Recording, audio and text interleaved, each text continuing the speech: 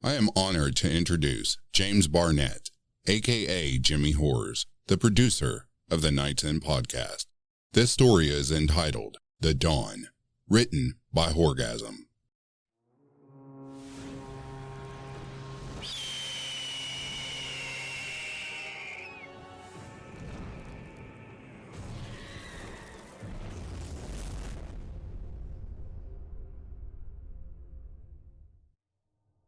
What sort of people end up in a place like this? A place like this? All sorts, friend. Bikers, runaways, prostitutes fleeing bad pimps. Shit, we even have a reformed priest who saw the light and jumped ship in service of the dawn. We're the children you abandoned. What are your beliefs as a group? That depends on who you ask. Personally, I believe in what I can see, but I'd be a fool to deny what I feel. And what do you feel exactly? Free. A freedom that's indefinitely beautiful and intangible, yet ready for the taking by anyone with the will to do so. This is a place for free people, somewhere unrestrained by the hypocritical boothiel of petty societal morality. So it'd be fair to say you have a utopian vision? Utopia is the carrot they dangle in front of your face to make you behave while they ram their stick up your ass. It's a lie, like so much else. I don't lie to my people. I simply do what's best for them. The armed guards in the sentry towers and along the perimeter wall. Is there really a need for so much heavy firepower? What kind of resistance are you expecting? The laws of the outside world have no power over us. Not anymore. It's important that they know that should they choose to try to exterminate us, to assimilate us, they'll leave empty-handed at best. That said, we don't necessarily have a huge host of reasons to be on the radar of any particularly threatening law enforcement or government agencies at this time. As far as I know, those guns were all bought and paid for, using wholly legal means. The guards are just a deterrent. We are free, and we are loving, but we are not pushovers. What is your goal? Ideally, what is your ultimate outcome? We're shaking the world awake, man. Showing them what's possible. I envision a planet Earth with less than half of its current population. An Earth that isn't just sustainable, but thriving. Here, for example, we live solely within our means. That means making certain sacrifices which ultimately serve the whole while also invoking a special perspective in the individual. Look at it this way. Out there, what do they tell you the meaning of life is? You study real hard in school, go to another school, then another maybe, find a mate, get married, work the same meaningless shit job your entire fucking life, and pump out a litter of kids. Thus perpetrating the cycle of suffering several times over, and suffering it most certainly is, even if they deny it to themselves. In this sanctuary, it's 2 children per couple, and no more. 1 in, 1 out. There are absolutely no exceptions. Are there a lot of children here? I haven't seen many. No, actually, there aren't. What you have to understand is that the people here, most of them, they've seen some of the worst that humanity has to offer. They were abused when they were young, left to fend for themselves or sold off, or worse. Why would they want to bring another human being into that? Even here, there's no escaping from pain. That's life. We accept that. Embrace it even. How would you describe the outside world and modern society? Too far gone to be saved. Utterly and completely irredeemable.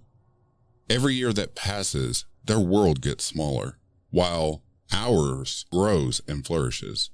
They cut their trees down, we plant them. They pollute the air, we revel in its freshness. They lock people away and throw away the key. We allow them to discover who they really are. I think we should wipe the slate clean. Start over, which is what we're doing right here, right now. Can't you feel it? The name Children of the Darkened Dawn. What does it mean? Well, The most important part of adulthood is acknowledging that we're never going to be more knowledgeable than children in the grand cosmic scale of things. That's what the church and the state wish so desperately to cover up. And for centuries, they've done a pretty good fucking job of it. Their illusion, it's shattered more and more each day. That terrifies them. It terrifies the people too, but they don't have to be afraid. It's all about letting go, accepting the unchangeable and the inevitable, falling gracefully into the darkened dawn. I'm sure you're probably aware of some of the rumors floating around about the things that supposedly go on here.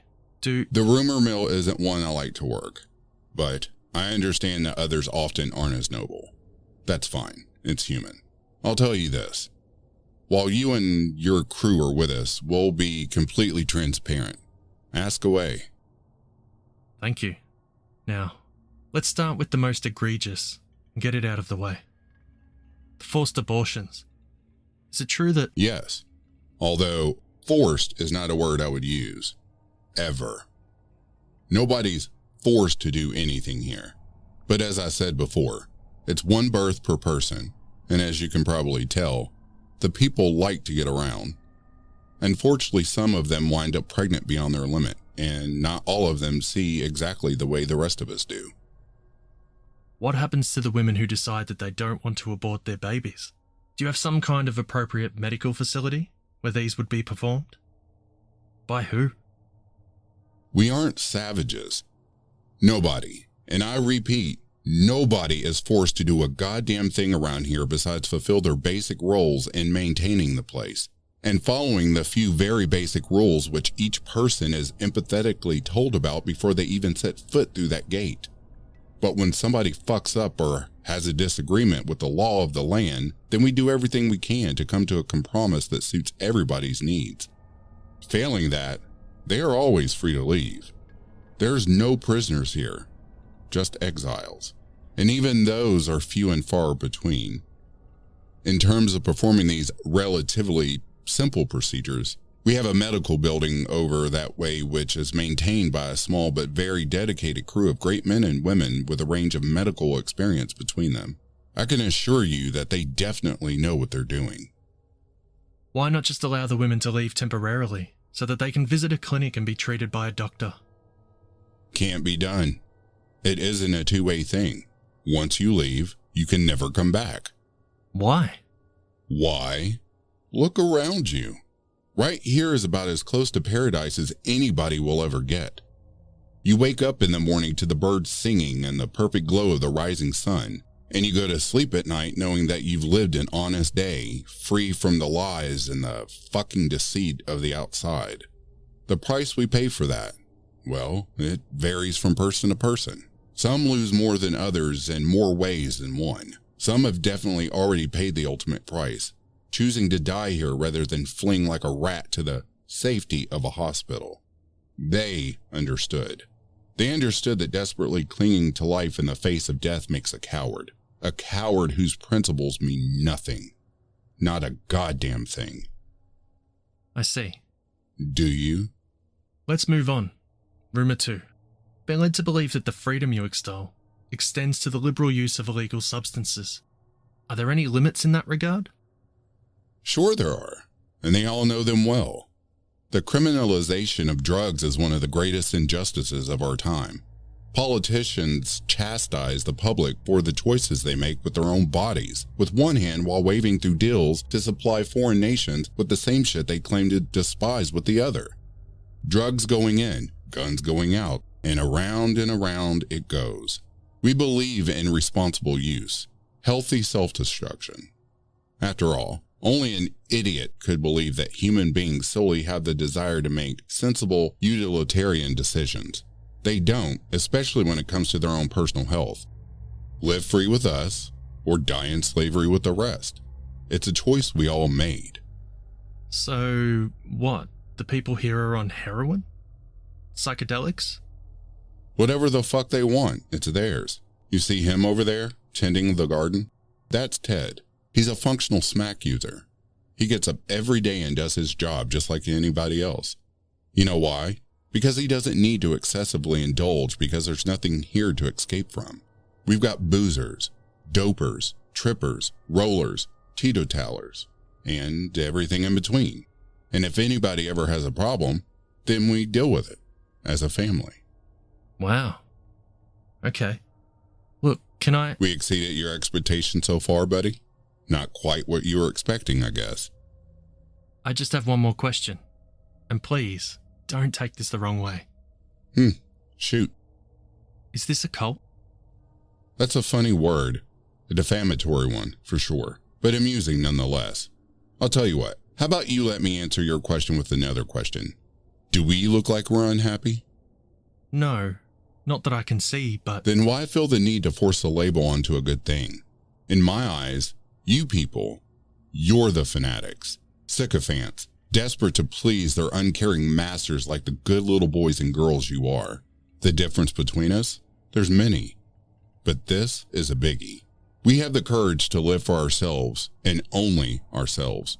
We see the darkness behind the veil and we laugh. You shiver and run away and find a fairy tale to save you from it. Except you'll never be free when you're living a lie, will you? So you try to force your perception onto us, only we don't want it. We reject it, and that's why we're the future, the dawn. Where are you?